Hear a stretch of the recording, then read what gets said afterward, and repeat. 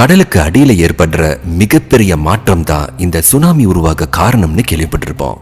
ஆனா அங்க என்ன மாற்றம் நடக்குது, ஏன் நிலநடுக்கமோ எரிமலை வெடிக்கிறதுனாலயோ சுனாமி உருவாகுதுன்னு சொல்றாங்க. சுனாமிக்கும் இதுக்கும் என்ன தொடர்பு, இது எல்லாத்தையுமே பார்க்கலாம். கடல் அலைகள் உருவாகிறதுக்கு முக்கிய காரணம் என்னன்னா காற்று. பொதுவா காற்று வேகமா கடல் மேல வீசுறப்போ அது கடல் அலைகளை உருவாக்குது. அதனாலதான் புயல் வீசுறப்போ கடல்ல மிகப்பெரிய அலைகள் உருவாகுது. அதே மாதிரி நிலவோட ஈர்ப்பு விசை நம்ம பூமியில அதிகமா இருக்கிறதுனாலயும் கடல் அலைகள் உருவாகுது. அதனாலதான் பௌர்ணமி அன்னைக்கு கடல் அலைகள் அதிகமா இருக்கிறத நம்ம பார்க்க முடியுது. சரி, இப்ப சுனாமி அலைகள் எப்படி உருவாகுது அப்படிங்கறத பார்க்கலாம். பொதுவா இந்த சுனாமி உருவாகிறது சில முக்கியமான காரணங்கள்னாலதான். கடலுக்கு அடியில ஏற்படுற நிலநடுக்கம், கடலுக்கு அடியில ஏற்படுற நில சரிவு, முக்கியமா பூமியோட டெக்டானிக் பிளேட்ஸோட இயக்கம், அதுக்கப்புறம் எரிமலை வெடிப்பு, அணுகுண்டு வெடிப்பு, மிகப்பெரிய பனிப்பாறைகள் உருகி சரியுது, இல்லைன்னா ஆஸ்ட்ராய்ட்ஸ் விண்கற்கள் வேகமா வந்து பூமியை தாக்குறப்பவும் இல்ல டைரக்டா கடல்ல வந்து தாக்குறதுனாலையும் இந்த சுனாமி அலைகள் உருவாகும். நான் மேல சொன்ன இந்த விஷயத்துல 88% சுனாமி உருவாகிறதுக்கு முக்கிய காரணமா இருக்கிறது கடலுக்கு அடியில ஏற்படுற நிலநடுக்கங்கள் தான்.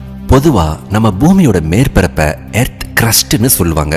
இந்த எர்த்தோட கிரஸ்ட் அப்படிங்கிறது ஒரு முழுமையான பகுதியில ஆனது கிடையாது. இதுல நிறைய பகுதிகள் ஒன்னா சேர்ந்து இணைஞ்சதுதான் இந்த எர்த்தோட கிரஸ்ட். இதுல இருக்கிற ஒவ்வொரு பகுதியையும் டெக்டானிக் பிளேட்ஸ் அப்படின்னு சொல்லுவாங்க.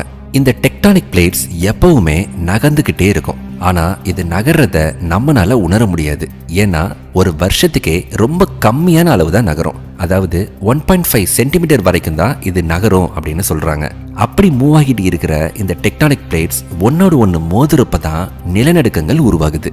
அப்படி ஒருவேளை இந்த நிலநடுக்கம் கடலுக்கு அடியில உண்டாகி அது ஒரு பெரிய நிலநடுக்கமா இருந்துச்சுன்னா அங்க நிறைய எனர்ஜி உருவாக ஆரம்பிக்கும். இப்படி உருவாகிற எனர்ஜி கடலோட ஆழத்துல இருந்து மேல வர முயற்சி செய்யும். அப்படி மேல வர்றப்போ ஒரு மிகப்பெரிய கடல் அலையை உருவாக்கும்.